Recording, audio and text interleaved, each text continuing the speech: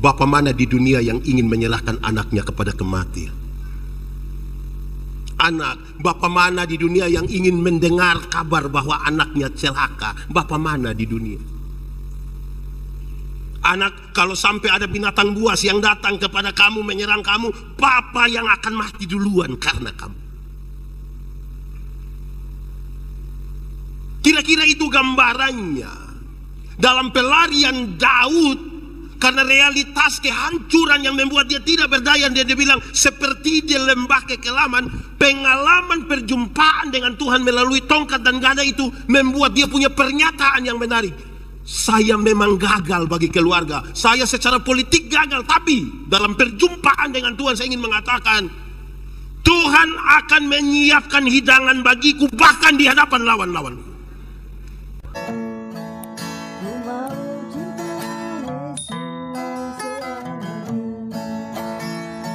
Shalom. Kuat sedikit, shalom. Mazmur 23 ini terlalu familiar dan banyak orang menghafal. Bukan saja hafal, Mazmur ini kalau dinyanyikan itu orang rasa terlalu rohani sekali. Kalau orang menyanyi, Tuhan adalah gembalaku, takkan kekurangan. Orang kalau menyanyi itu macam rohani, dia bisa tutup mata separuh tanpa menang. Bagus juga, bagus. Tapi saya mau ke saudara, Mazmur yang luar biasa ini Daud menulisnya. Tuhan adalah gembalaku, takkan kekurangan aku, yang menuntun aku ke air yang tenang, berumput hijau dan seterusnya. Daud bilang begitu. Apakah memang itu yang Daud terasa? Jawabannya tidak. Bahkan tidak sama sekali. Bukan itu yang dirasa. Itu hanya cita-cita. Itu bahkan hanya cita-cita masa lalu. Cita-cita masa lalu itu sama kayak kita punya bayi dong, duduk cerita dengan cucu baru dia bilang begini, sebenarnya dulu bayi tentara tapi tidak jadi. Ada semangat mau jadi tapi tidak jadi. Pendeta, kalau memang itu hanya cita-cita masa lalu dan bukan dirasa oleh Daud, lalu Daud mengalami apa? Daud hanya gembala kambing domba di padang, yang ketika akan dicari salah seorang dari anak-anak Isai untuk menggantikan Saul, dia punya bapa sendiri tidak yakin dia punya bapa juga tidak yakin. Tapi Tuhan bekerja dengan luar biasa. Tuhan rubah gembala ini menjadi seorang raja. Daud kira kalau Tuhan yang panggil, Tuhan yang rubah dia, pasti air tenang, rumput hijau, segar jiwa, pasti kok Tuhan yang panggil. Lalu itu yang dia rasa, tidak. Apa yang dia alami? Satu, Daud kasih hamil orang punya istri. Dia punya nama siapa itu perempuan? Dia punya nama siapa? Siapa di antara kita yang kasih hamil orang punya istri terus dia bangun dia bilang, Tuhan. Stres Bapak, stres. Betul kok tidak? Di WK Bubak ini ada yang pernah terjadi begitu? Ada. Coba tanya dia, itu aman kok tidak? Tidak aman. Ngeri. Ini perempuan sekarang hamil. Lalu apa yang dilakukan oleh Daud? Dia bangun sebuah konspirasi untuk membunuh itu perempuan punya suami. Dia pun nama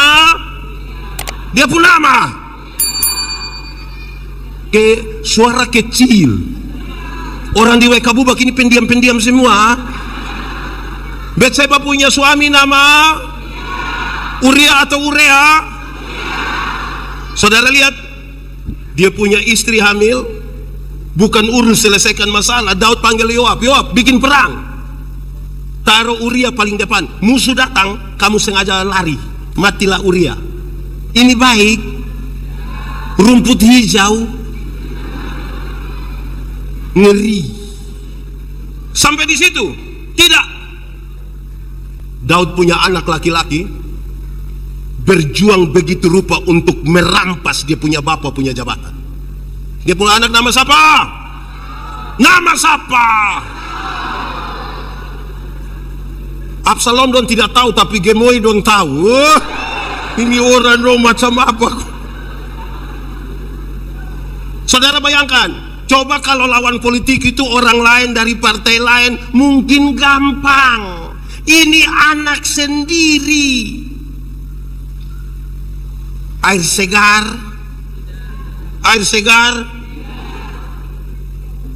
Saudara bisa bayangkan kondisi Daud waktu itu.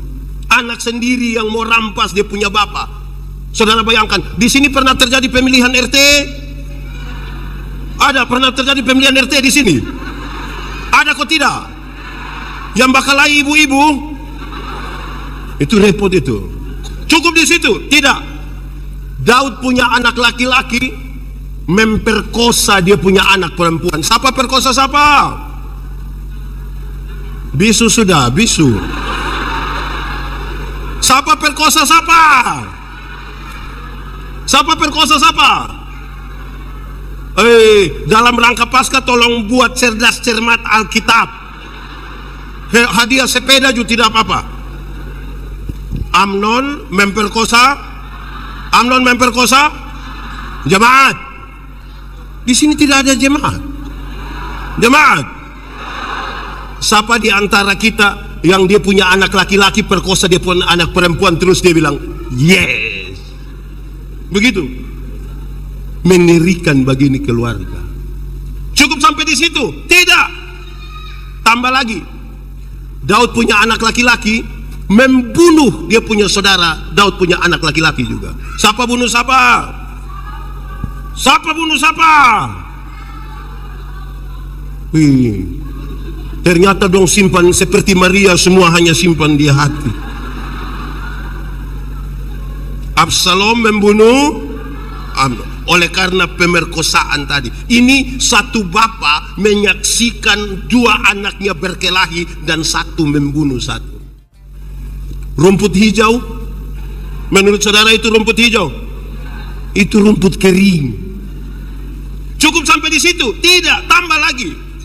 Daud punya anak, ambil Daud punya istri, gundik-gundik, taruh di atas suatu rumah dan bersetubuh dengan mereka, disaksikan oleh segenap umat Israel. Air segar itu air mendidih. Bayangkan sebuah keadaan yang sangat bermasalah. Menurut saudara, dalam masalah yang kurang lebih 5 ini, Daud aman-aman saudara? Daud beres? Dia senyum-senyum?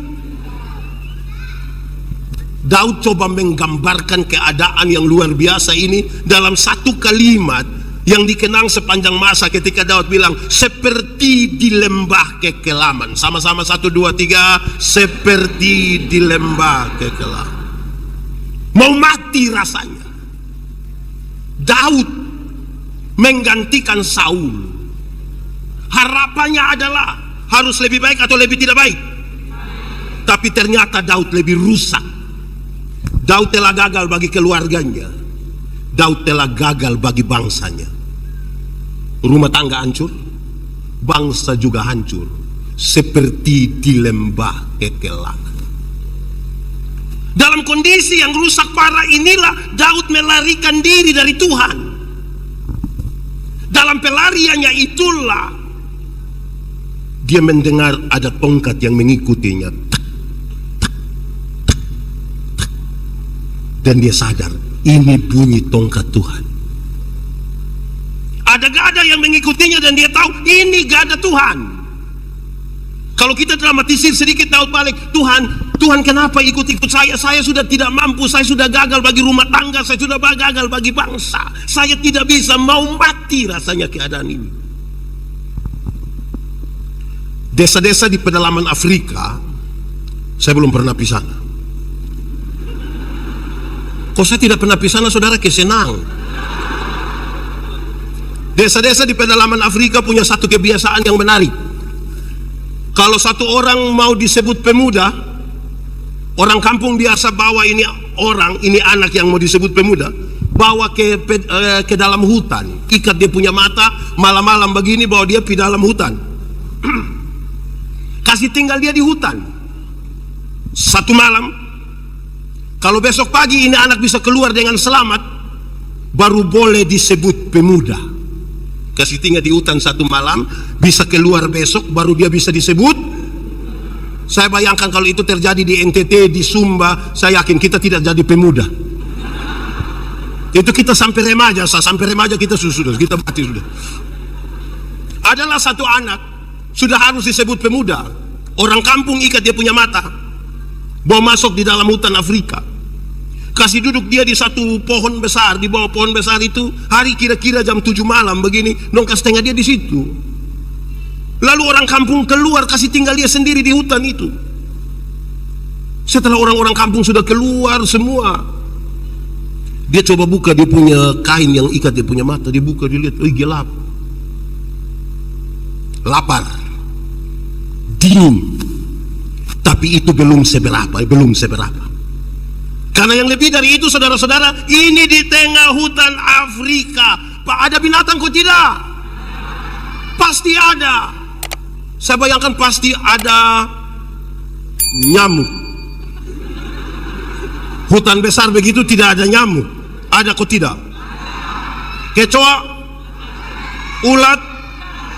ular, buaya, singa, harimau, baingau, banyak. Ini anak ketakutan.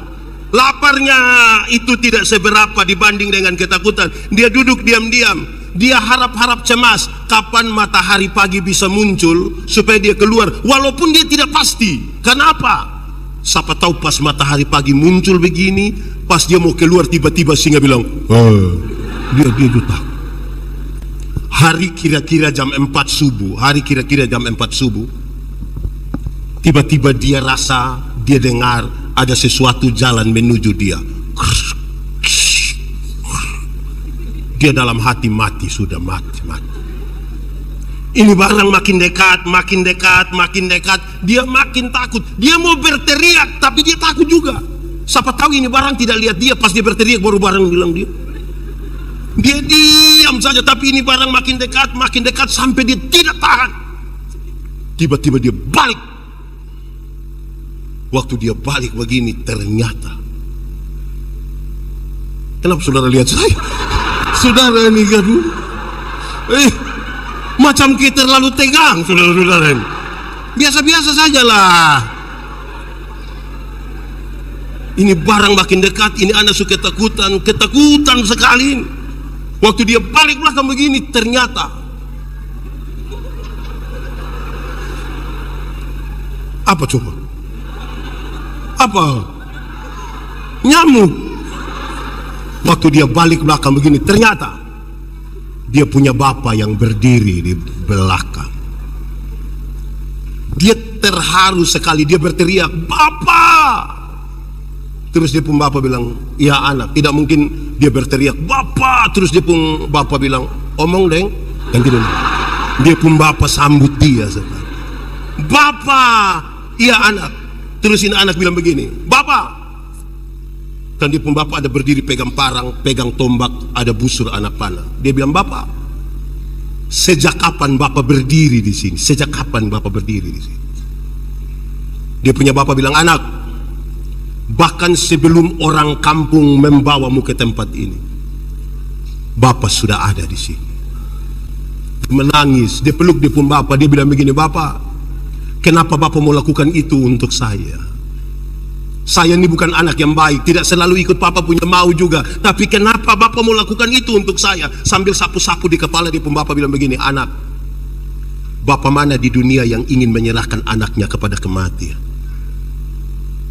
Anak, bapak mana di dunia yang ingin mendengar kabar bahwa anaknya celaka? Bapak mana di dunia? Anak, kalau sampai ada binatang buas yang datang kepada kamu menyerang kamu, papa yang akan mati duluan karena kamu." Kira-kira itu gambarannya dalam pelarian Daud. Karena realitas kehancuran yang membuat dia tidak berdaya, dia bilang seperti di lembah kekelaman. Pengalaman perjumpaan dengan Tuhan melalui tongkat dan gada itu membuat dia punya pernyataan yang menarik. "Saya memang gagal bagi keluarga, saya secara politik gagal, tapi dalam perjumpaan dengan Tuhan saya ingin mengatakan, Tuhan akan menyiapkan hidangan bagiku bahkan di hadapan lawan-lawanku." Ada musuh, bahkan musuh itu ada di dalam rumahnya sendiri. Dia dalam pengalaman politik yang luar biasa, tapi dia bilang begini, "Tuhan menyiapkan makanan bagiku bahkan di hadapan lawan-lawanku." Dia punya pernyataan lebih. Saya telah gagal bagi bangsa ini, saya telah gagal bagi keluarga, saya tidak pantas. Tapi oleh karena pengalaman perjumpaan dengan Tuhan, Tuhan akan mengurapi kepala saya dengan minyak. Saya akan jadi imam bagi keluarga saya dan bagi bangsa ini, walaupun saya gagal. Berkat jasmani, berkat rohani, kebajikan, kemurahan akan Tuhan berikan bagi saya. Tapi ada konsekuensi logis di balik itu semua bagi sebuah pemulihan. Dia bilang begini, dan karena itu aku akan diam dalam rumah Tuhan berapa lama? Berapa lama? Kira-kira begitu. Itu kronologinya. Jemaat, tinggal 10. Jemaat, ada satu keluarga kecil di Amerika. Saya juga belum pernah bisa. Mereka punya anak laki-laki umur 6 tahun. Pas itu anak umur 6 tahun, dia punya mama hamil lagi. Dorang dapat tambah satu anak, berarti anaknya ada berapa sekarang? Tapi sayang, anak yang kedua ini cacat. Entah virus apa yang kena di ini anak. Ini anak keriput dari ujung kaki sampai ujung kepala. Ini anak kelihatan seperti bayi-bayi tua yang sudah mau mati karena kulitnya berkeriput semua. Dokter panggil dia punya bapak mama. Dokter bilang begini, Pak, Ibu, ini Pak dengan Ibu punya anak, tapi saya mau kasih tahu, ini anak cacat. Kami menduga ini anak hanya akan hidup paling lama 4 tahun. Paling lama berapa? Setelah kasih tahu begitu, orang dua suami istri bicara, Ma, ini anak cacat, tapi ini kita punya anak. Walaupun dia hanya akan hidup 4 tahun, mari kita lakukan yang terbaik bagi ini anak. Papa lakukan dia punya, Mama lakukan dia punya. 1 tahun, 2 tahun, dia punya mama beli satu kereta dorong kecil untuk dia punya anak laki-laki yang besar. Dia bilang kepada dia punya anak, Kak, pagi-pagi kakak muat kakak punya adik di atas kereta dorong, bawa dia keliling ini perumahan biar dia dapat udara baru, biar dia dapat sinar matahari pagi, mungkin akan buat dia sedikit lebih enak. Senang sekali dia punya kakak ini. Ambil kereta dorong dia punya adik keluar keliling-keliling kompleks, dia punya kakak punya teman-teman, lihat bilang, "Woi, kau dorong siapa itu?" "Saya punya adik." "Boleh kami lihat?" "Boleh." Larilah dia punya teman-teman, pas mereka mau lihat, mereka kaget. "Aduh, ini yang kau punya adik?" "Iya." "Benar yang kau punya adik?" "Iya." "Kenapa dia jelek begini? Kenapa dia keriput seperti orang tua? Kenapa? Rupa-rupanya pernyataan dari dia punya teman melukai dia punya kakak. Lalu ketika dia punya kakak terluka, apa yang dia buat?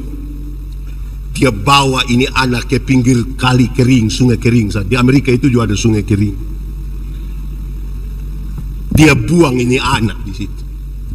Bukan saja buang, dia marah-marah. Gara-gara engkau, saya pun teman omong-omong. Gara-gara engkau, lebih baik engkau mati lebih cepat daripada hidup. Jangan tunggu 4 tahun, mau mati sekarang. Setiap kali dia buang dia punya adik itu, dia punya adik mau coba berusaha bangun, dia tendang dia punya adik kasih jatuh. Dia punya adik mau bangun, dia tendang ulang kasih jatuh. Dia lakukan tiap hari, tiap minggu, tiap bulan, tiap tahun, tanpa dia ketahui oleh dia punya papa mama. Sampai satu hari ketika mereka duduk di sekitar meja makan, dia punya mama lihat pada anak yang cacat ini, dia mama bilang begini, "Nak, nanti mama ambil makanan buat adik ya." Dia punya anak ini bilang, "Tidak usah, Ma, tidak usah." Loh, kenapa tidak usah? Waktu ini anak bilang tidak usah, dia coba berdiri. Bukan saja dia berdiri, dia coba jalan. Bukan saja jalan, dia sampai ke tempat makan dan dia ambil makanan sendiri. Dia punya mama kaget bukan main. Dia punya mama kasih tahu dia punya suami, "Papa, Tuhan buat mujizat. Kenapa? Anak kita yang bungsu dia sudah bisa jalan." Dia suami bilang begini, "Mama, kasih tahu tetangga-tetangga, kasih tahu keluarga, kumpul semua besok sore jam 4 kita bikin ibadah syukur." Berkumpullah semua keluarga, berkumpullah semua tetangga yang ada di situ. Dia punya mama bangun bilang begini, saudara-saudara, kami undang saudara-saudara hadir di rumah kami bersama-sama dengan kami karena Tuhan buat perkara dalam rumah kami. Anak kami yang bungsu, yang cacat, yang menurut dokter dia hanya akan hidup kurang lebih 4 tahun, sekarang Tuhan buat mujizat, dia bisa berdiri, dia bisa jalan. Tuhan sangat luar biasa. Setelah kalimat-kalimat itu, dia punya mama tambah kalimat ini, dengar baik-baik. Dia mama bilang begini, Tuhan telah pakai dia punya kakak laki-laki yang penuh kasih sayang, telah mengajar adiknya untuk bisa jalan. Saya ulang ini kalimat. Tuhan telah pakai dia punya kakak laki-laki yang penuh kasih sayang, tiap-tiap hari mengajar adiknya untuk bisa jalan. Saya mau tanya, dia punya kakak penuh kasih sayang? Dia punya kakak penuh kasih sayang? Dia punya kakak sendiri juga penuh kasih sayang. Jemaat, saudara punya masalah, tidak usah omong. Saya lihat yang ini nih muka masalah semua. Masalah ialah kesenjangan antara harapan dan kenyataan. Ulangi, masalah ialah kesenjangan antara harapan menikah umur 28, kenyataan 34. Harapan menikah dengan dia, ternyata dia nikah dengan kita pun teman. Harapan jadi anggota dewan, kenyataan. Harapan musim tanam jalan, kenyataan hujan turun belum. Banyak hal buat kita ada kesenjangan antara harapan dan. Dalam masalah itu, pernahkah saudara merasa Anda sendiri?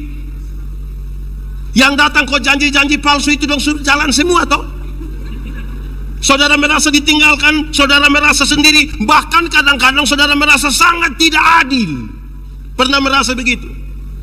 Lalu apa yang ingin saya sampaikan kepada saudara di dalam nama Tuhan Yesus? Yang ingin saya sampaikan kepada saudara adalah dalam masalah dan semua orang meninggalkan saudara, saudara terhakimi secara sosial, saudara telah kehilangan semuanya, saudara merasa tidak berdaya, saudara merasa sendiri. Saya mau bilang pada saudara, saudara tidak sendiri. Hei pendeta, kalau saya tidak sendiri, lalu saya dengan siapa? Saudara sementara bersama-sama dengan Tuhan. Hei pendeta, kalau saya bersama-sama dengan Tuhan, lalu Tuhan buat apa dan Tuhan di mana? Saya mau bilang pada saudara, waktu saudara sendiri dan tidak berdaya, itulah Tuhan sementara melatihmu untuk bisa berjalan.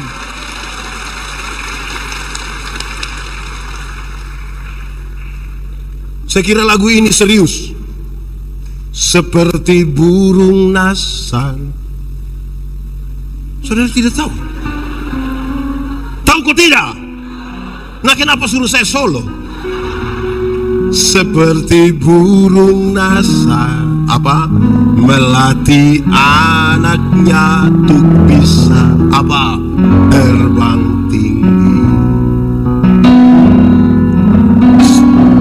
Sesekali dia lepaskan, tapi takkan pernah dibiarkan. Apa? Tahu ini lagu? Kalau tahu pulang baru menyanyi. Ini ada khotbah. Tunggu dulu. Dengar. Jemaat, hafal ini kalimat. Soal bukan soal. Cara menangani soal yang biasanya jadi soal. Sama-sama 1, 2, 3. Soal bukan soal.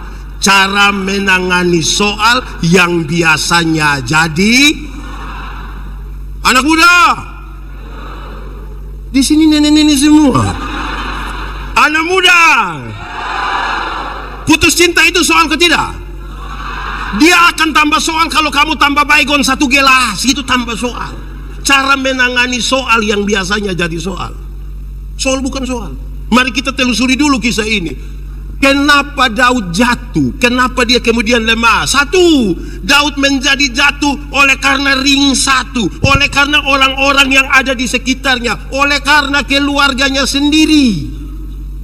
Jatuh. Terlalu percaya orang yang di sekitar. Saudara pernah kecewa? Hafal baik-baik, ikut yang saya bilang. Kecewa ialah karena terlalu berharap kepada manusia. Ulang, kecewa ialah karena terlalu berharap kepada manusia.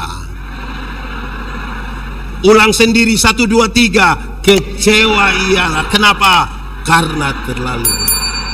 Kasih tahu kawan di sebelah, 1, 2, 3. Kecewa ialah karena terlalu.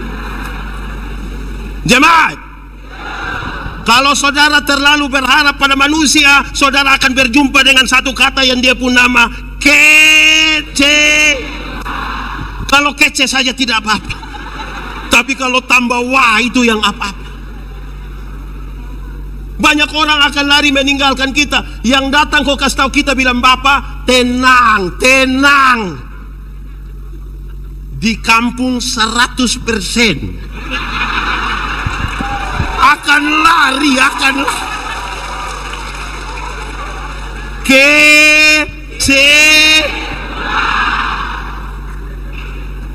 Mereka akan lari. Dia jatuh karena orang-orang terdekat. Saudara tahu, banyak pejabat jatuh bukan karena siapa-siapa, orang dekat. Yang RT dia punya suami tapi suruh panggil dia Mama RT. Nah itu yang bikin jatuh. Itu yang bikin jatuh. Ini Ibu RT, aduh, nanti bikin salah.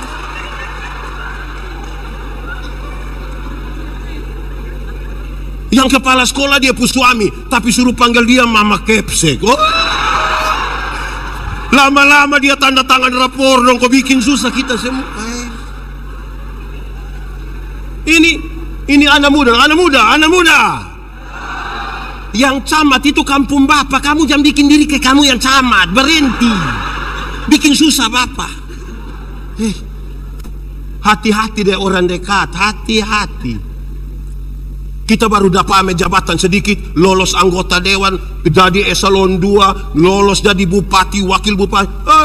Kita aman-aman. Keluarga di kampung yang bilang, tenang, aman, tenang. Jemaat, Tuhan menolong kita di pertama-pertama atau terakhir-terakhir? Tuhan biasa tolong kita di pertama atau terakhir? Pertama atau terakhir? Pertama atau terakhir? Saya mau bilang pada saudara, Tuhan rindu menolong saudara di bagian pertama, tapi saudara biasa menempatkan Tuhan di bagian terakhir. Kok bisa begitu pendeta? Bisa. Waktu kita ada masalah, orang tidak serta-merta berharap pada Tuhan, tidak. Waktu ada masalah dia bilang, tenang. Kok ini mai tua pun kakak pun adik kandung pun saudara perempuan pun ipar pun ini pun itu.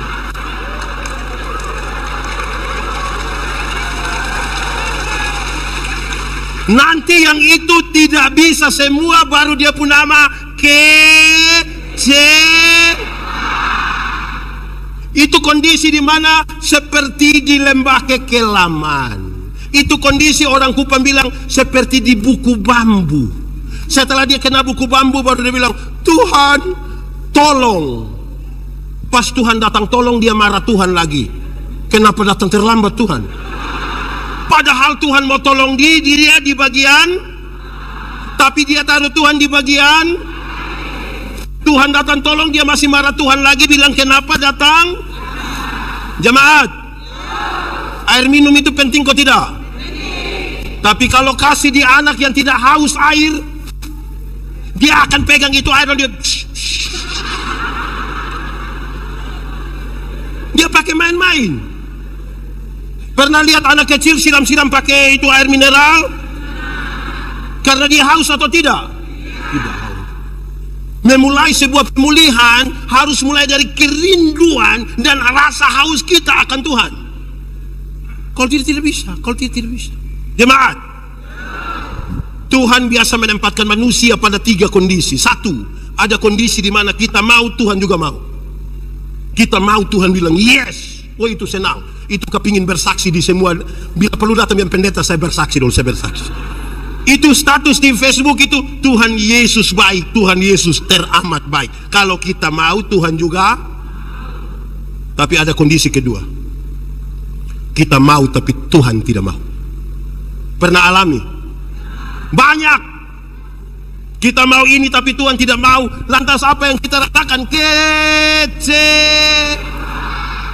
Bahkan kita berhenti berdoa. Beberapa orang berhenti berdoa dan dia bilang, kita doa sama. Itu bapak tua di sebelah saya tidak pernah doa, tapi tiap hari ganti oto, Grab,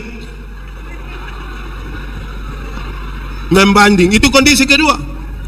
Ada kondisi ketiga, saudara, kondisi di mana Tuhan mau tapi kita yang tidak mau. Pernah alami Tuhan mau sesuatu tapi kita tidak mau? Contoh, misalnya kita ada marah seseorang. Saudara ada marah seseorang atau tidak? Dia ada di sini. Coba lihat dia, coba lihat. Kenapa lebih banyak lihat saya? Saudara marah. Kalau kita marah seseorang, kita benci dia, terus Tuhan bilang begini, ade, ampuni dia, ampuni dia. Tuhan mau toh kita ampuni. Tapi hati kita masih sakit toh. Dia datang, ame ini logistik dong, semua berpikir dia hilang, dia terima bendera lain, kan kita hati sakit. Bagaimana sekarang kita mau mengampuni dia, kita bilang Tuhan, saya mau ampuni, tapi kalau ingat dia, ya toh?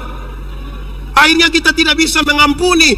Jemaat, mengampuni itu satu paket dengan pendamaian. Pengampunan dan pendamaian itu satu paket. Ada orang mau mengampuni tapi tidak mau berdamai. Ada yang mau berdamai tapi tidak mau mengampuni.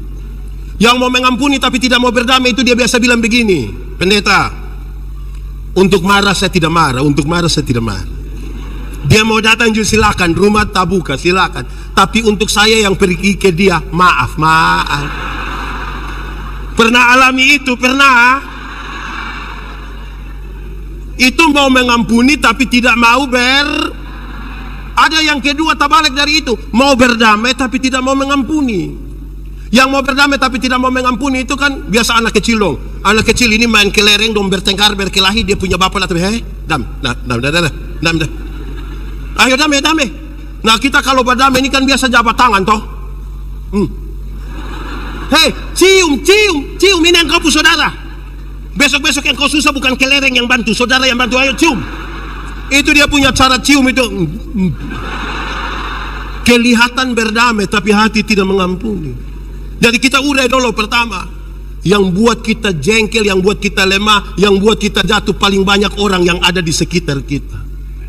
Istri. Wih, ini istri lampu semangat. Kata-kata yang kuat dan membangkitkan itu mesti datang dari istri. Amin. Ada satu keluarga orang datang di saya, pendeta, kami mau cerai. Saya bilang kenapa? Hidup sudah tidak cocok, tidak bisa. Cerai. Tiap hari kita baku pukul bapak. Begitu. Bapak mau kita baku bunuh? Jangan juga.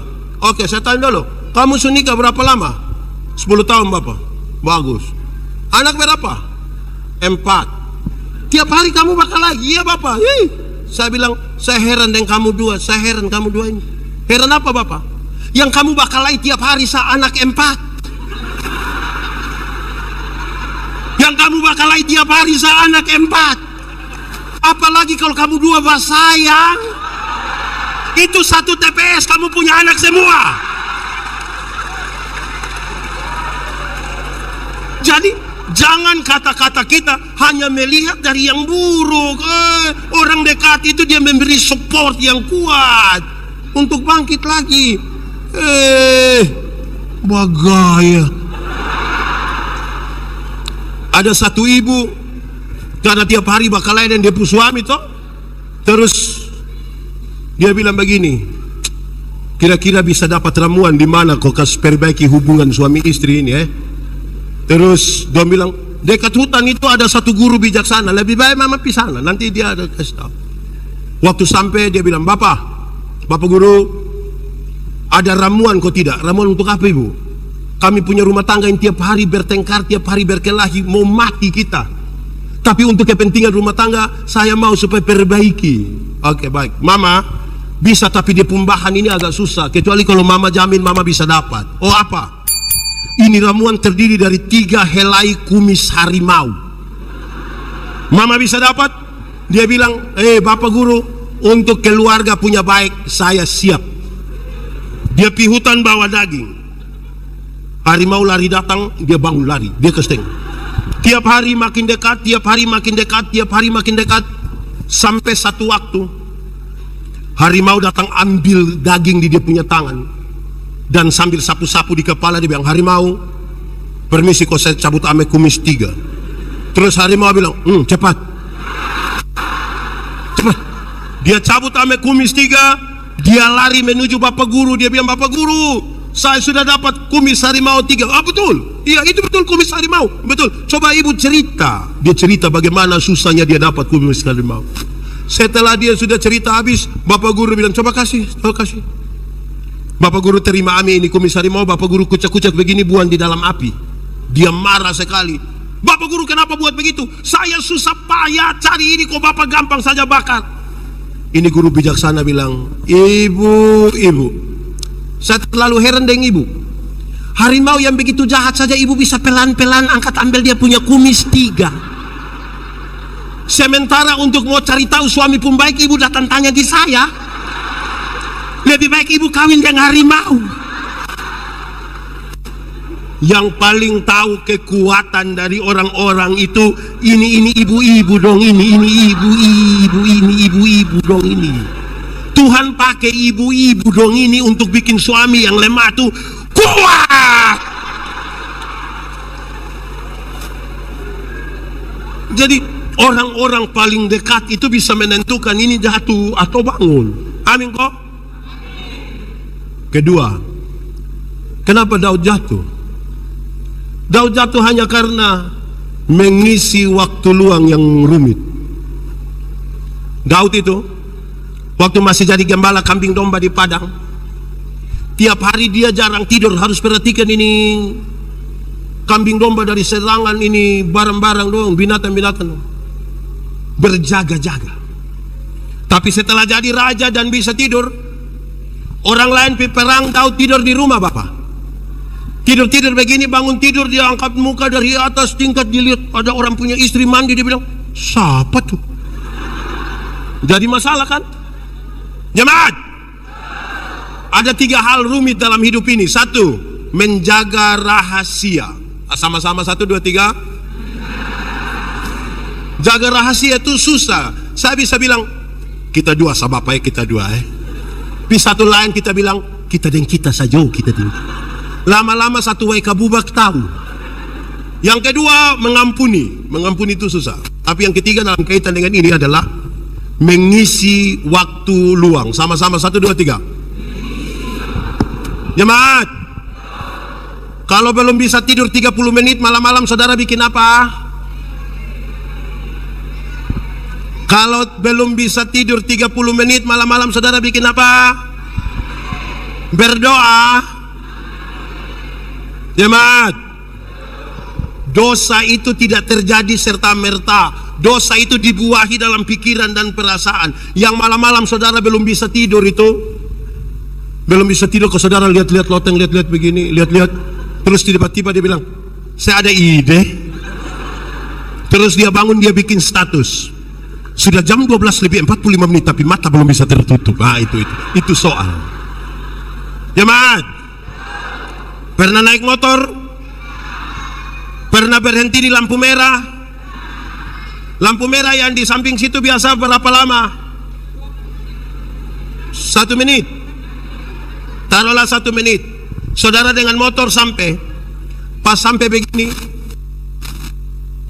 saudara berhenti, saudara lihat di papan reklame, ada ibu satu baju merah, ada mobil satu warna hitam.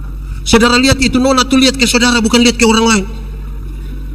Beberapa detik kemudian saudara lihat itu nona turun dari itu papan jalan menuju saudara, bukan ke orang lain.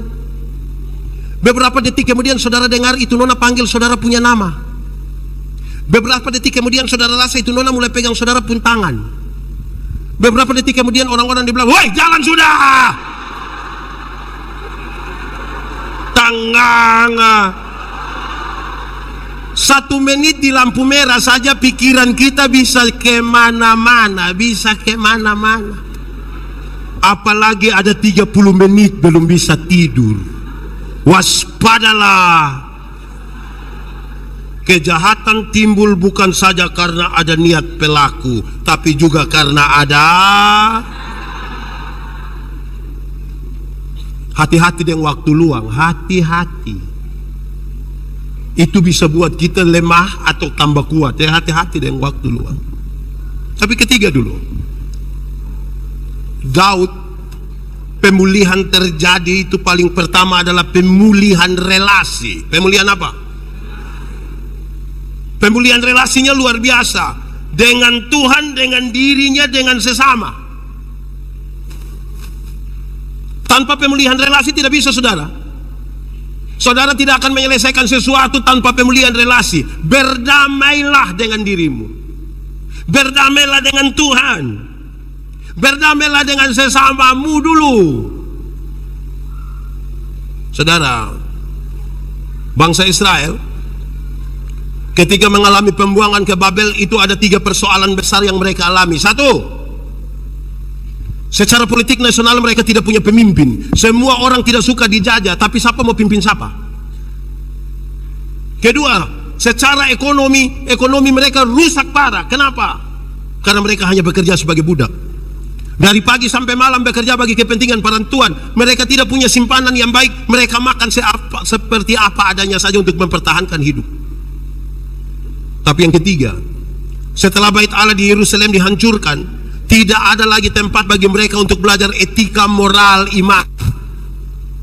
Setelah 70 tahun di Yerusalem, dengarlah seruan para nabi, pulanglah ke Yerusalem, pulanglah ke Yerusalem. Tapi sampai di sana, jangan pilih duluan pemimpin, jangan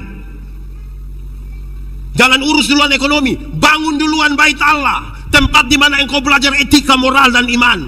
Sebab apa? Kalau engkau jadi pemimpin tapi tidak punya etika, moral, dan iman, menghancurkan bangsamu. Engkau kaya raya tapi kalau tidak punya etika, moral, dan iman, menghancurkan keluargamu. Bangun duluan benteng yang kuat di sini, dimulai dari pemulihan relasi. Jemaat, saya akan mendampingi banyak caleg, banyak kandidat kepala daerah, banyak orang. Kadang-kadang kita bukan membangun sebuah spiritualitas, tapi kita membangun pencitraan. Kita bisa tulis melayani lebih sungguh. Ayat Alkitab semua kita tulis baik-baik di situ. Tapi memang itu yang kita lakukan belum tentu. Nanti saudara, kita tidak aman dalam kita hidup kalau tidak mulai dari pemulihan di dulu. Anggaplah pemulihan relasi itu begini. Kalau orang mau memulihkan relasi dengan sesama, dia harus tahu, sadar diri duluan bahwa di dia ada andil, di dia ada masalah. Contoh, Pendeta Yandi dan Pendeta Theo, kami dua bertengkar, berkelahi. Terus kami dua ketemu di jalan. Waktu kami dua ketemu di jalan, terus saya dalam hati, kok dia siapa?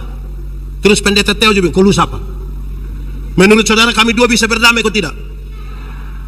Tapi kalau waktu kami dua ketemu di jalan, saya bilang begini, kira-kira saya salah apa Pendeta Theo tidak bicara dengan saya? Terus Pendeta Theo bilang, kira-kira saya salah apa Pendeta Yandi tidak bicara dengan saya? Kira-kira kami dua bisa berdamai, kok tidak? Dimulai dari kita merasa diri salah. Biasanya yang bikin kita tidak pernah damai-damai itu karena semua orang rasa diri benar. Di WK Bubak ada, di GKS WK Bubak ada, dia majelis atau jemaat, majelis. Mulai dari rasa diri kita salah. Biasanya kita mulai dengan orang lain yang salah. Nah itu yang repot itu. Itu yang repot. Itu ketiga, pemulihan. Keempat, saya bilang pada saudara, aku akan tinggal dalam rumah Tuhan. Ini konsekuensi. 1, 2, 3. Aku akan tinggal dalam rumah Tuhan. Tinggal dalam rumah Tuhan itu tidak sama dengan pergi gereja terus. Aktif di semua kegiatan pelayanan dari Senin sampai Minggu, aktif terus. Tinggal dalam rumah Tuhan bukan begitu. Tinggal dalam rumah Tuhan itu berarti tunduk kepada apa yang menjadi perintah Tuhan. Banyak orang punya aktivitas rohani tapi tidak tinggal dan tunduk pada perintah Tuhan. Contoh, kalau saudara biasa makan di rumah jam 6:30, di Saipul rumah makan 7:30.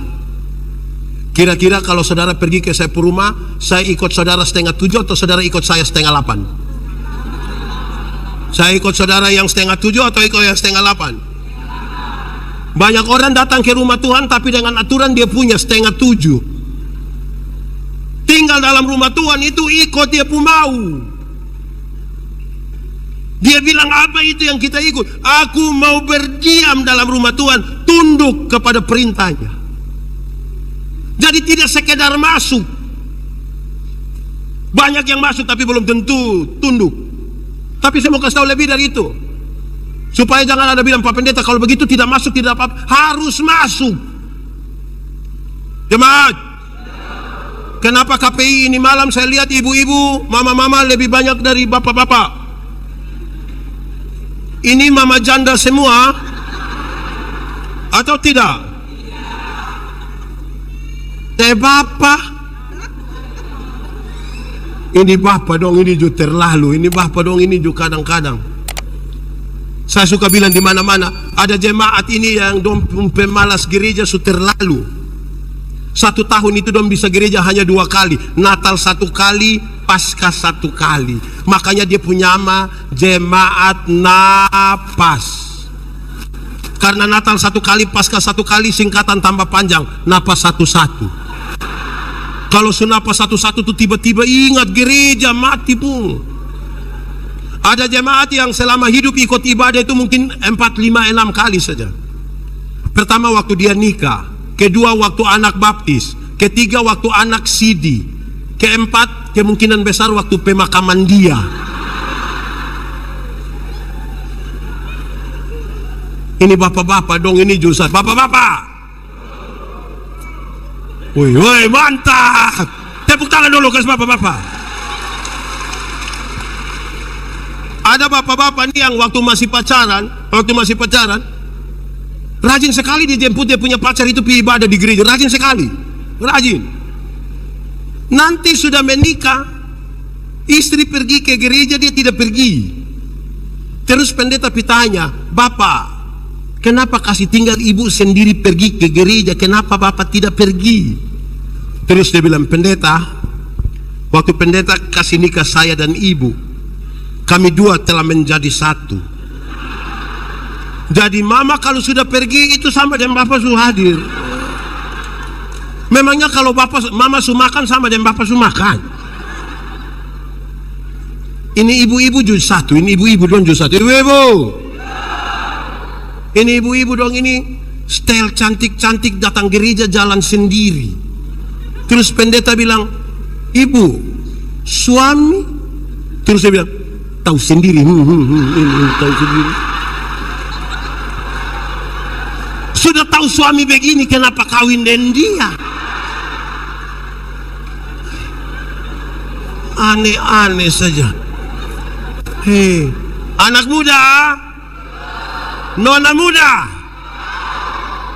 kamu jangan terlalu yakin dan terlalu percaya kamu punya les yang ini. Jangan terlalu percaya, jangan terlalu dia punya les. Jangan.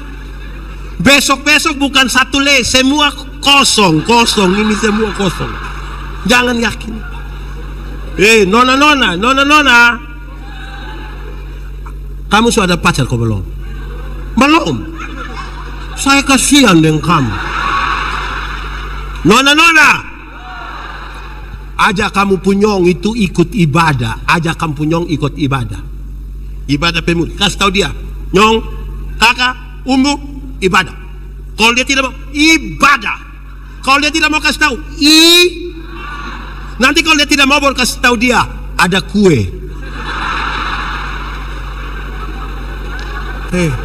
Saya kasih tahu, makin dekat seorang laki-laki dengan Tuhan, makin dekat dengan orang yang dia kasihi.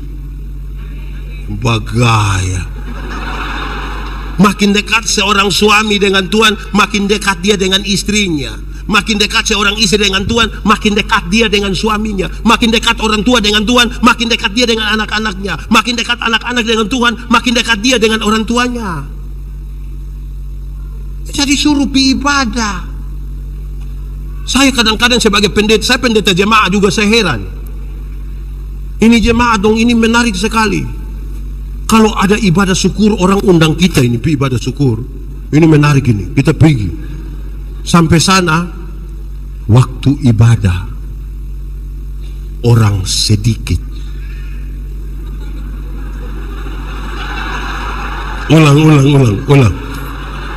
Ulang. Kita pergi ibadah, waktu ibadah orang sedikit. Pas makan. Aduh. Maaf ya. Pas makan, banyak kok sedikit. Don dari mana? Muncul di WK Bubak ada juga. Betul. Awas lo. Kadang-kadang dorang punya rumah ini di samping tempat ibadah syukur, tapi dorang tidak pergi. Istri ajak dia suami, "Papa, mari sudah." Terus dia bilang, "Masih ibadah." Betul. Di WK Bubak ada. Dia faham apa?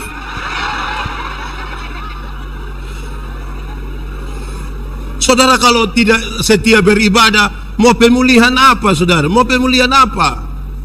Ada ruang-ruang tertentu dalam hidup kita yang hanya Tuhan yang bisa isi untuk menolong kita. Spiritualitas itu gerakan dari dalam ke luar untuk membangun, bukan dari luar ke dalam. Dari dalam keluar. Yang di dalam itu dia punya nama teologi, yang keluar itu etika. Perjumpaan teologi dan etika itulah spiritualitas. Menggerakkan orang dari dalam untuk membangun hidup dan seterusnya. Itu spiritualitas. Orang kalau spiritualitas bagus, dia dapat lihat sampah, itu dia angkat sebegini, karena ada gerakan dari dalam keluar. Tapi kalau spiritualitasnya tidak bagus karena tidak diasah, dapat lihat sampah, dia kasih dia pun kawan, pas saya mau ambil lu foto. Itu namanya pencitraan.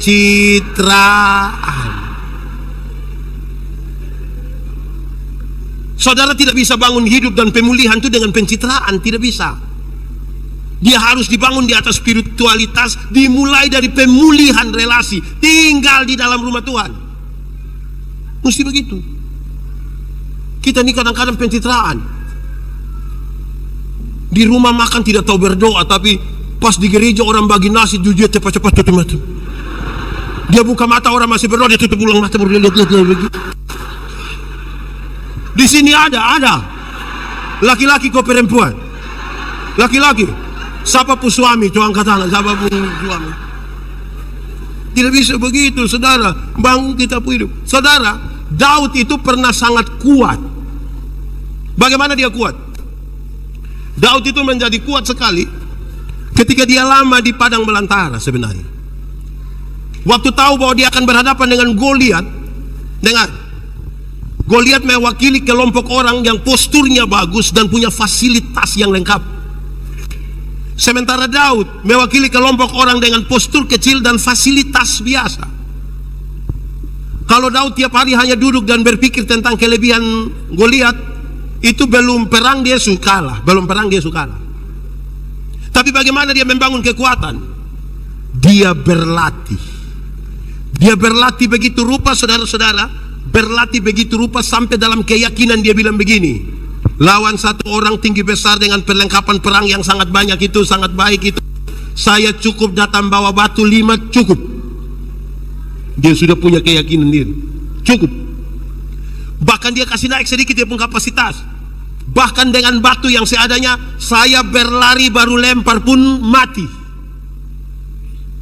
Setelah dia membangun dia punya keyakinan itu, dia ketemu Goliat, dia bilang, Goliat, hari ini Tuhan akan menyerahkan kamu ke dalam. Goliat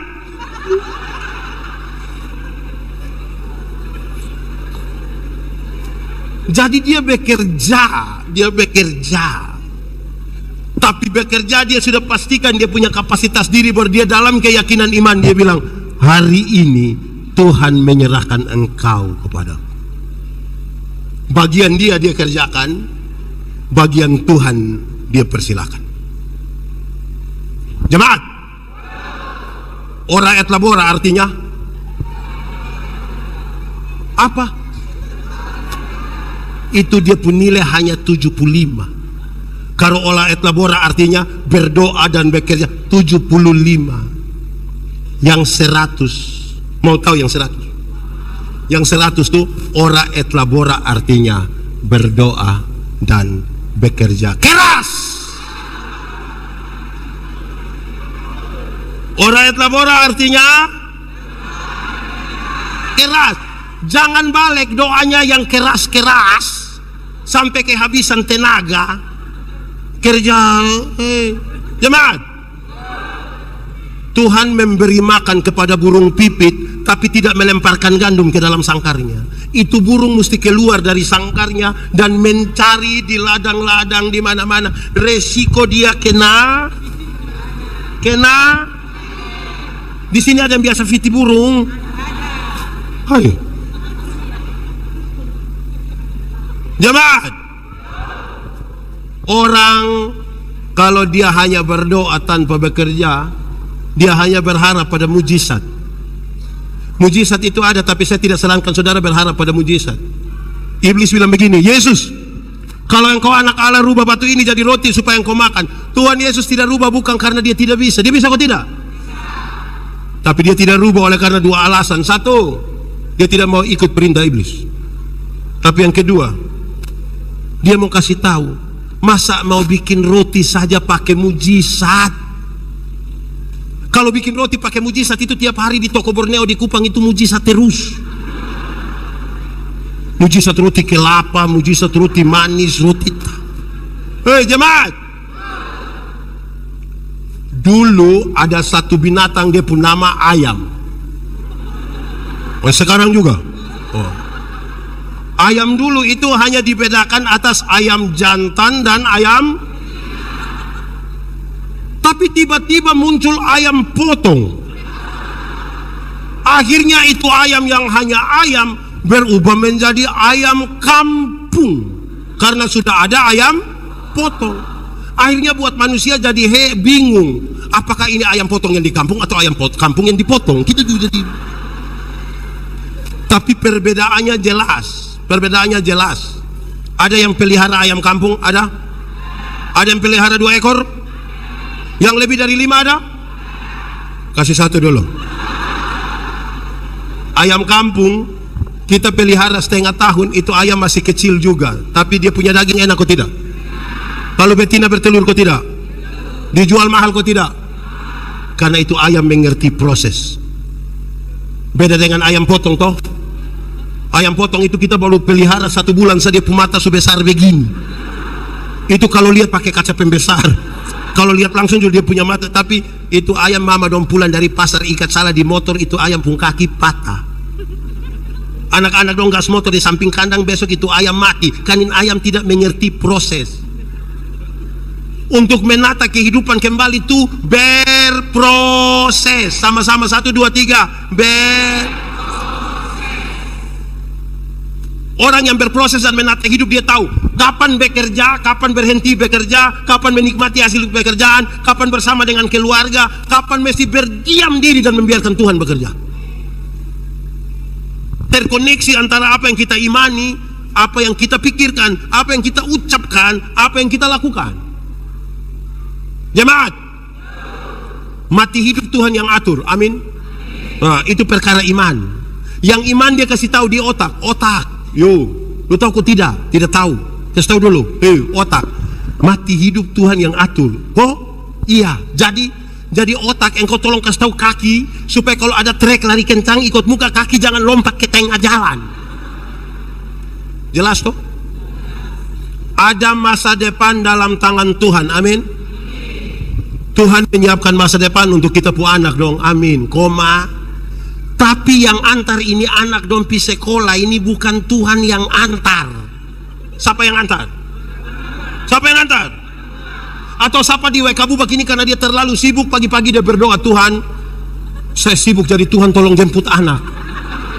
Tuhan yang jemput pulang kita menangis, ibu, menangis. Jadi kerjakanlah bagian kita, kerjakanlah sama-sama 1, 2, 3, kerjakanlah. Saya dalam satu seminar saya bilang begini, jemaat, orang yang beriman pura-pura adalah orang yang tidak mengisi otaknya dengan ilmu, yang tidak bekerja dengan tangannya, talenta dan kesempatan yang Tuhan kasih, tetapi selalu berdoa minta diberkati. Itu iman pura-pura. Tidak isi otak dengan ilmu, tidak bekerja dengan karunia, talenta, kesempatan yang Tuhan kasih, tetapi selalu menyanyi, kiranya Engkau memberkati aku berlimpah. Kerja. Jemaat, kalau tangan kanan gatal artinya siapa yang ajar Susi? Kalau tangan kanan gatal artinya mau dapat uang. Hei, kalau tangan kanan gatal artinya dapat uang, berarti orang koreng itu kaya raya. Kok itu bukan tangan kanan saya yang gatal, semua bagatal habis. Jemaat, Alkitab kasih tahu satu-satunya cara untuk dapat berkat ialah kerja. Apa? Kerja, bukan bagatal, kerja. Nah, bukan dulu kok garu-garu begini, garu-garu begini. Nah, hei, kerja. Jemaat, pada akhirnya kalau kita memahami teks ini, pemulihan itu kemudian dia bukan kata-kata, dia sebuah tindakan.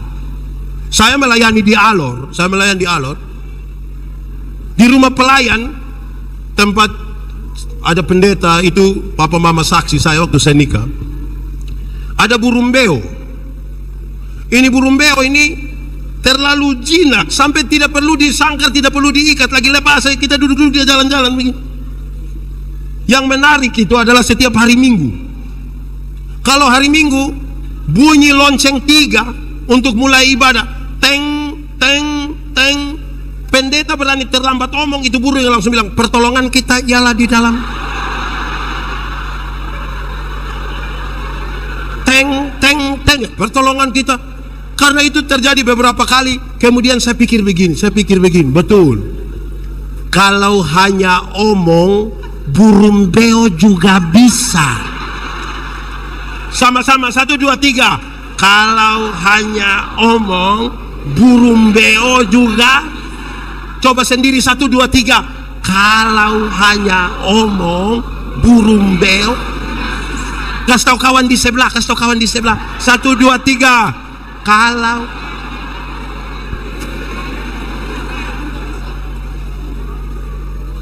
mantap toh?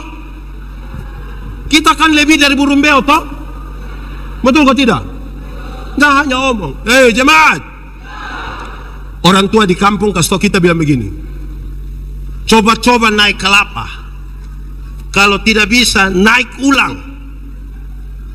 Pesannya ada 2. Dia kasih tahu, pertama, kalau Anda pernah mencoba, maka ada 2 kemungkinan, bisa berhasil, bisa gagal. Tapi kalau Anda tidak pernah mencoba, hanya 1 kepastian, yaitu apa? Gagal. Coba. Itu pesan pertama. Pesan kedua saya pakai contoh. Ada satu politisi,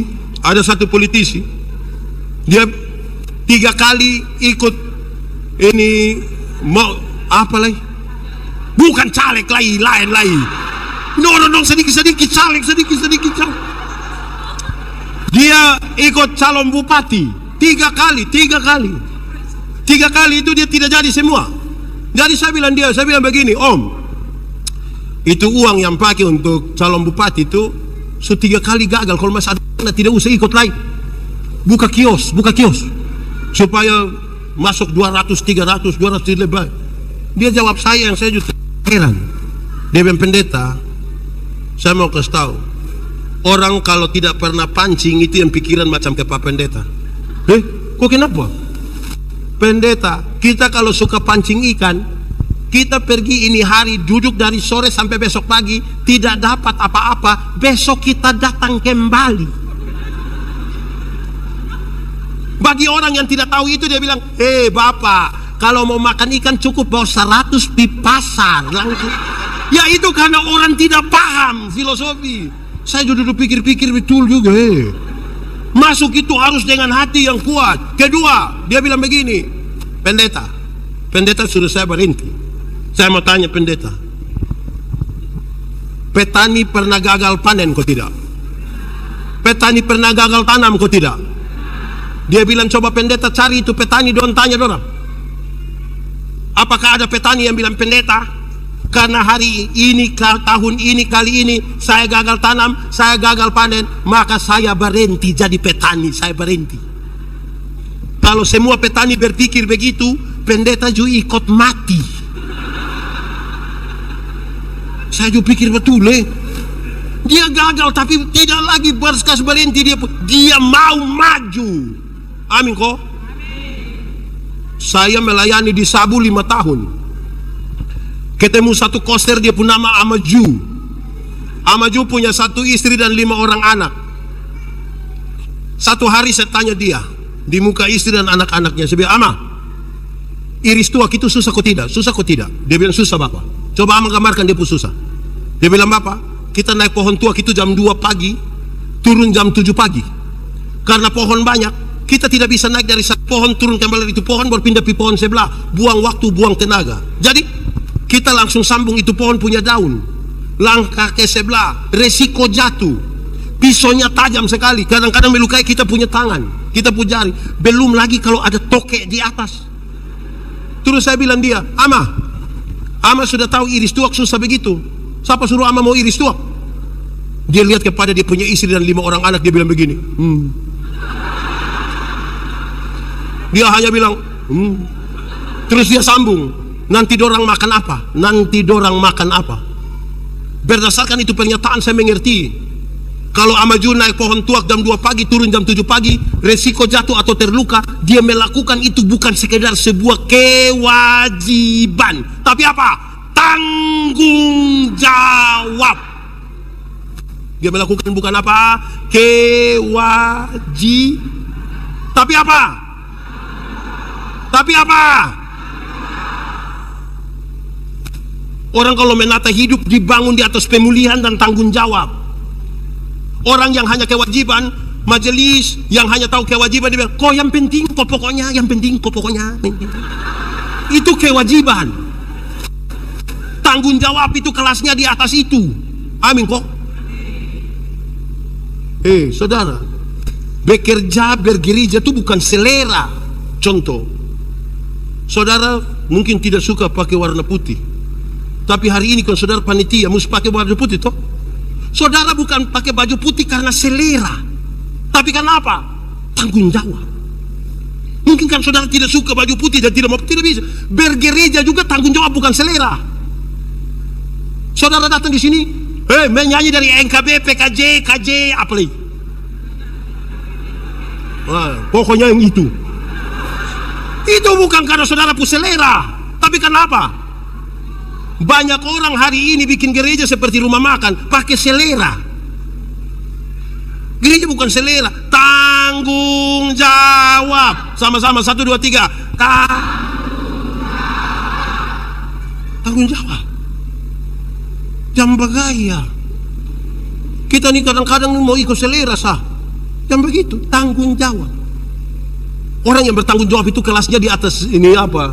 Kewajiban. Karena majelis separuh ini kan dia bilang, sedikit hari les sudah habis. Puji Tuhan. Yes. Baik habis majelis, mau kalau habis terus. Tuhan kasih kita kesempatan ini.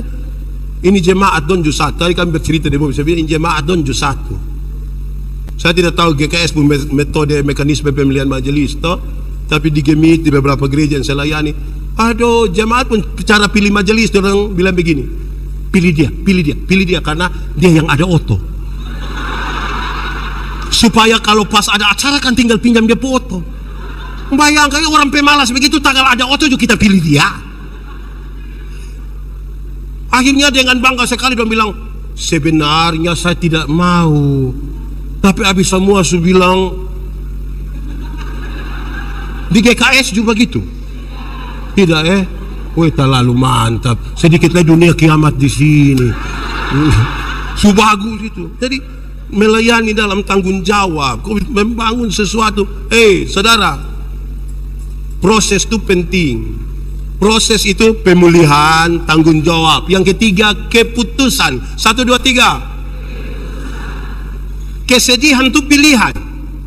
Semua orang bisa sedih, tapi memilih untuk tidak sedih lagi itu pilihan. Mau menangis terus atau move on sudah. Saya kasih contoh. Pernah putus cinta? Terus-terus? Jemaat. Orang kalau putus cinta dan dia tidak segera move on, dia bisa sakit hati dari tamat SMA sampai mati. Karena nanti itu nyongkas foto dan dia pun tanta kita yang tersinggung. Nanti kita capture itu foto, lingkar merah di itu tanta pun kepala, anak panah merah di dia punya mata. Kita messenger dia baru tanya, itu siapa itu? Harus ambil keputusan. Satu hari seorang manusia ambil keputusan antara 300 sampai 1500 kali keputusan. Berapa? 300 sampai. Itu semua punya konsekuensi ke masa depan. Contoh, bangun tidur, mau langsung turun dari tempat tidur atau mau tarik tambah selimut, itu keputusan. Bangun tidur, mau berdoa dulu atau foto, itu juga keputusan.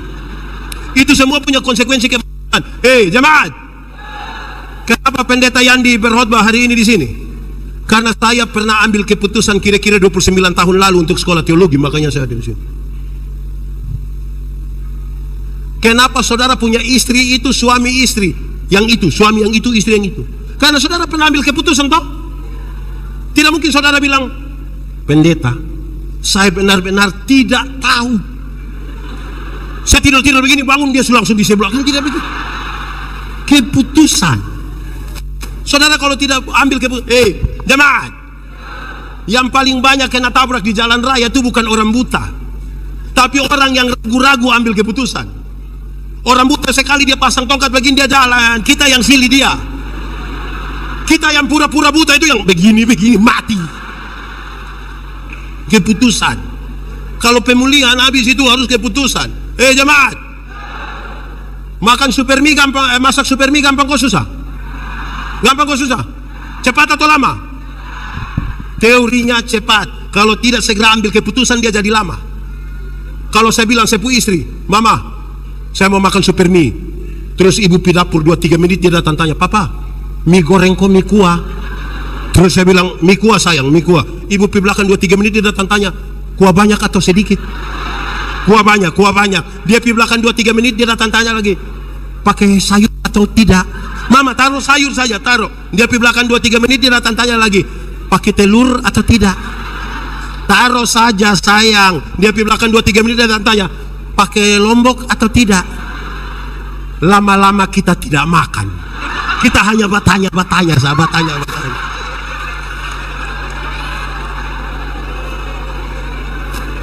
Jemaat,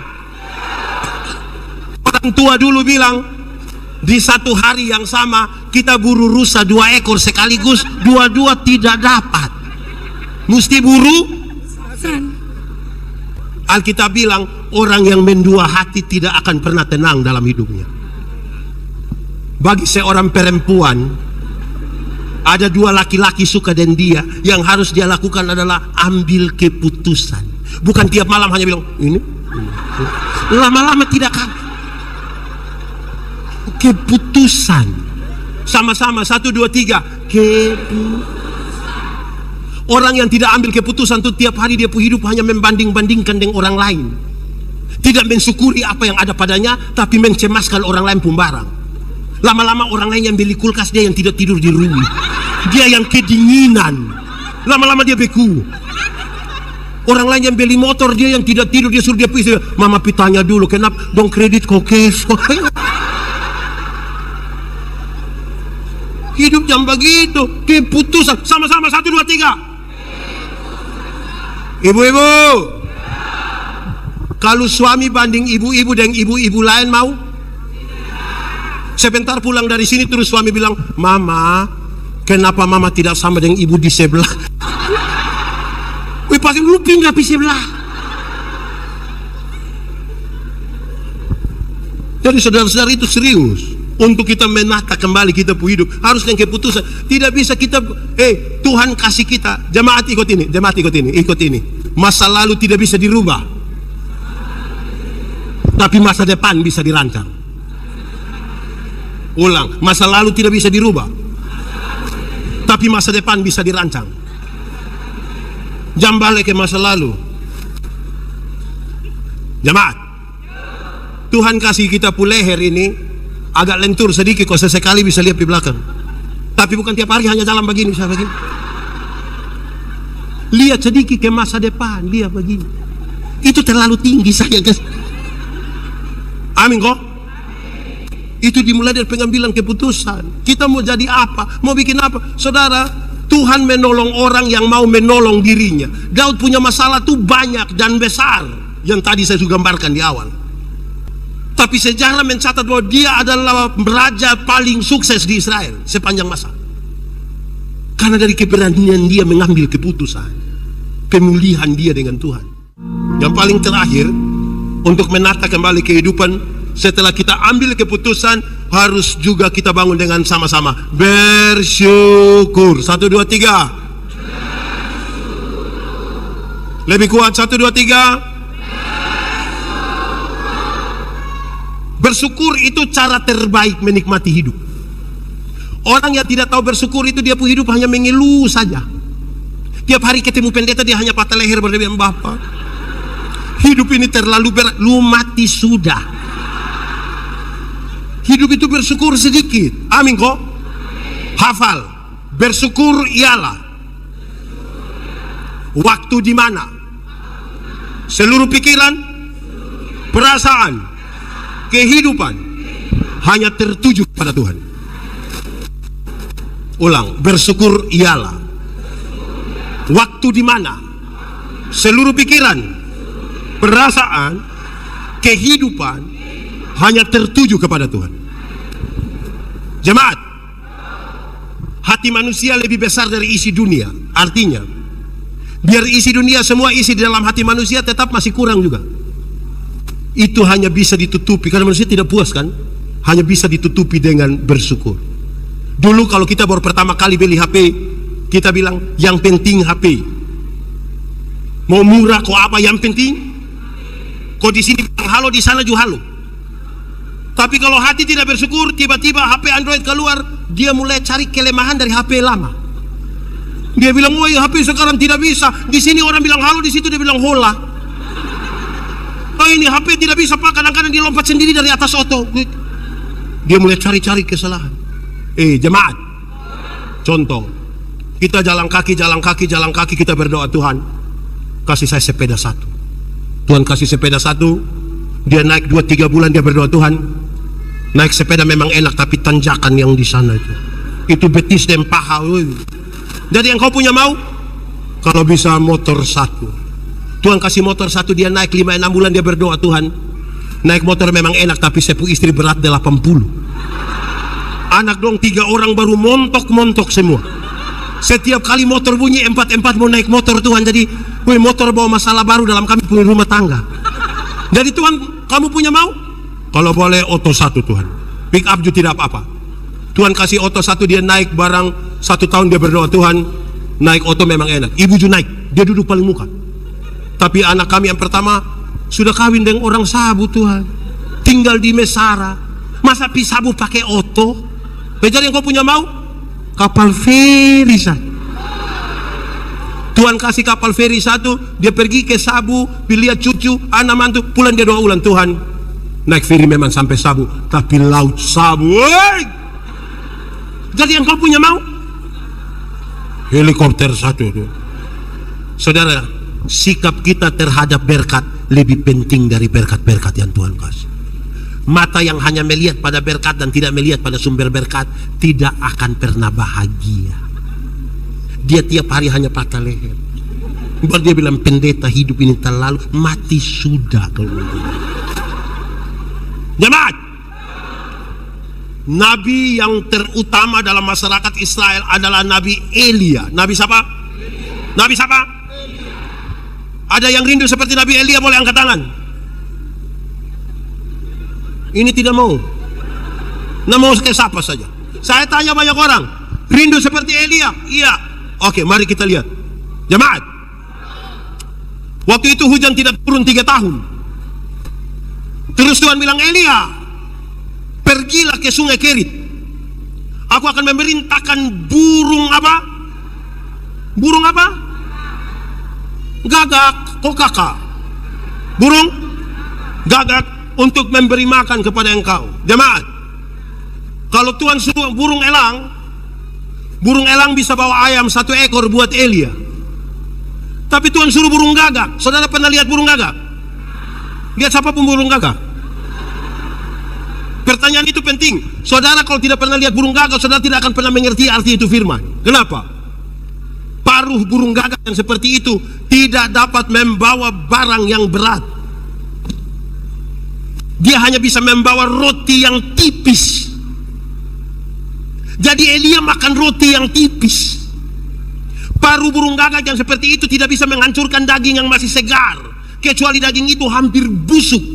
Karena itu burung gagak dikenal sebagai burung pemakan. Jadi daging yang dibawa kepada Elia itu daging yang hampir busuk. Sementara saya mau tanya saudara, pernah makan roti yang tipis dengan daging hampir busuk? Pernah? Kalau saudara belum pernah makan begitu, hanya satu kata sama-sama, bersyukur.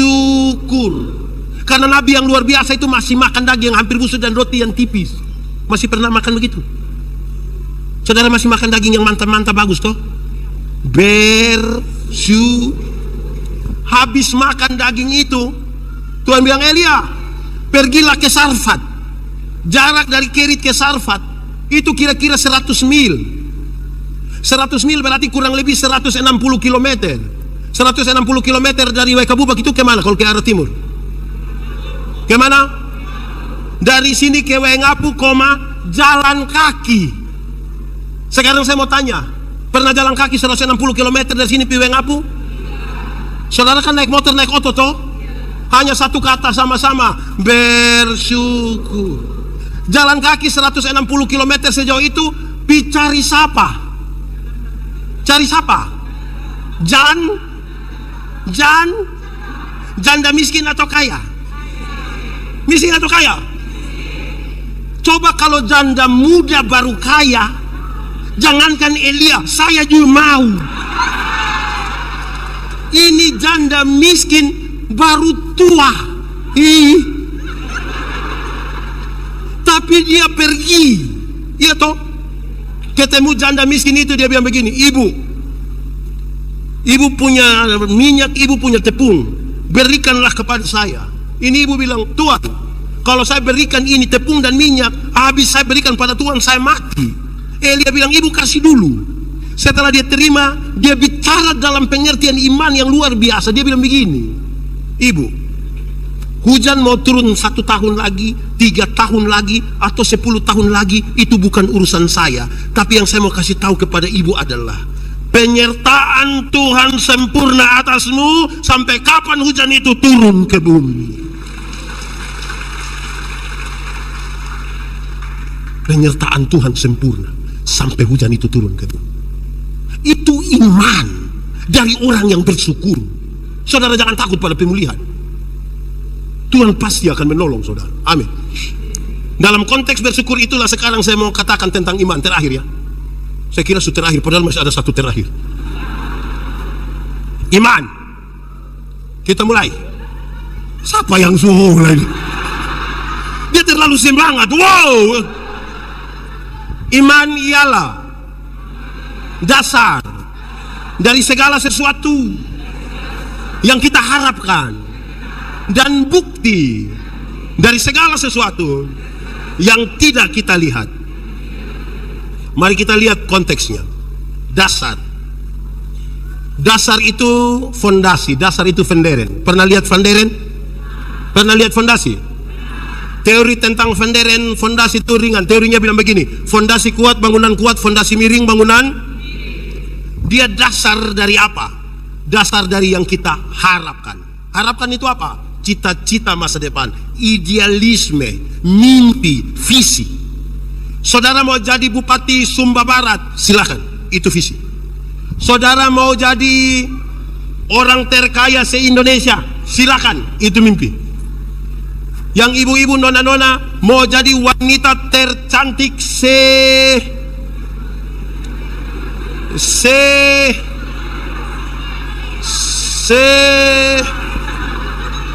kampung sawah, silakan. Tetapi yang menjadi soal adalah saudara bangun itu di atas dasar apa? Karena orang tidak beriman pun kepingin jadi bupati, kepingin jadi orang terkaya, kepingin menjadi wanita tercantik kampung. Pintar. Dasar kita apa itu membedakan. Yang kedua, bukti dari apa? Yang kita lihat atau tidak lihat? Bagaimana saya menjelaskannya? Dengar. Arsitek, tahu arsitek? Di sini ada arsitek. Dia ada ikut ibadah. Di mana? Woi kawan, mantap. Arsitek, waktu dia mau gambar satu bangunan, dia taruh dulu di depung kepala, taruh dulu di depung otak. Pintu di mana, jendela di mana, tangga di mana, ada berapa lantai, bla bla bla. Dia taruh di sini. Kelihatan atau tidak kelihatan? Kelihatan atau tidak kelihatan? Dari yang tidak kelihatan di sini, dia gambar di satu kertas. Mulai kelihatan? Setelah dia gambar itu kertas, dia mulai bekerja. Kelihatanlah ini bangunan GKS Pusat Waikabubak. Setelah bangunan ini jadi, kan manusia sekarang lihat bangunan baru kan semua foto toh. Separuh begini. Semua foto. Iya toh? Saya mau tanya jemaat, yang foto-foto di muka gedung itu, dia tahu titik-titik terkuat dari ini bangunan? Dia tahu cakar ayamnya di mana, kekuatannya di mana? Siapa yang paling tahu ini bangunan pun kekuatan? Itu dia. Itu iman. Percaya pada sesuatu yang tidak kelihatan tapi dirancang. Amin. Iman itu membedakan orang. Ada oto jalan dari sini pi Waingapu Tabalek, tinggal 2 orang yang selamat. Yang orang beriman utun bilang begini, untung Tuhan saya selamat. Yang beriman bilang apa? Untung. Yang tidak beriman akan bilang, untung tadi saya lompat cepat-cepat. Karena itu saudara-saudara, ini orang beriman semua harus berani. Tuhan mengaturnya bagiku. Amin kok. Aku tidak takut bahaya. Apa? Sebab engkau besertaku, gadamu dan tongkatmu, gadamu dan tongkatmu, itulah yang menghibur aku. Ia membimbing ke air yang tenang, ia menyegarkan jiwaku, ia menuntun ke jalan yang benar. Oleh karena namanya, sekalipun aku berjalan dalam lembah kegelapan, dan aku pun akan diam dalam, dan aku pun akan diam dalam rumah Tuhan sepanjang malam. Mari kita tunduk kepala di hadapan Tuhan. Kita ambil sikap doa. Kita mau berdoa kepada Tuhan. Firman Tuhan berkata, kalau kamu dengar suaranya, jangan keraskan hatimu. Minta Roh Kudus lembutkan setiap hati yang keras. Beranilah sekarang bicara jujur kepada Tuhan, bahkan untuk hal-hal yang tidak pernah terungkapkan dari mulutmu. Katakan jujur. Ingat, manusia bisa kita tipu, tapi Tuhan tidak bisa kita tipu. Dia lihat sampai ke kedalaman jiwa kita, dan dia tahu seberapa rapuhnya kita. Nikmati 1-2 menit bersama Tuhan.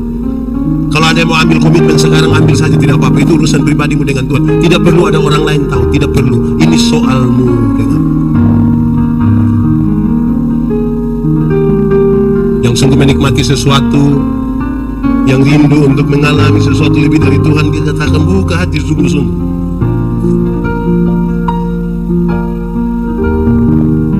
Nikmati saja dengan Tuhan.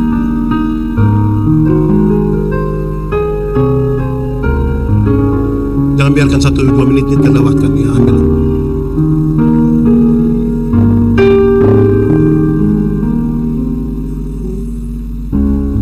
Nikmati saja.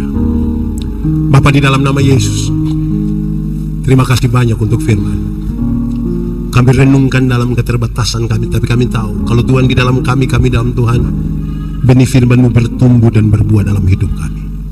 Kami percaya firman-Mu jadi pelita bagi kaki kami, sekaligus terang bagi jalan kami. Kami nanti pulang dengan sukacita, bukan karena kami tanpa masalah, tapi karena kami sungguh tahu Tuhan Yesus yang baik tidak akan pernah biarkan kami berjalan sendiri. Kami dipulihkan. Kami percaya hari ini, yang lemah Tuhan berikan kekuatan, yang putus asa Tuhan berikan harapan, yang ragu-ragu Tuhan berikan iman bagimu, yang berbeban berat Tuhan berikan kelegaan atasmu, yang sakit Tuhan sembuhkan, yang berduka cita Tuhan Yesus memberi penghiburan bagimu. Terima kasih karena Engkau sayang kami. Kami semakin optimis menjalani hidup ini bersama-sama dengan Tuhan. Terpujilah nama Tuhan. Di dalam nama Yesus kami berdoa. Amin. Pemberitaan firman Tuhan selesai, beri kemuliaan bagi nama Tuhan. Puji dan sembah padamu Tuhanku sepanjang hidup.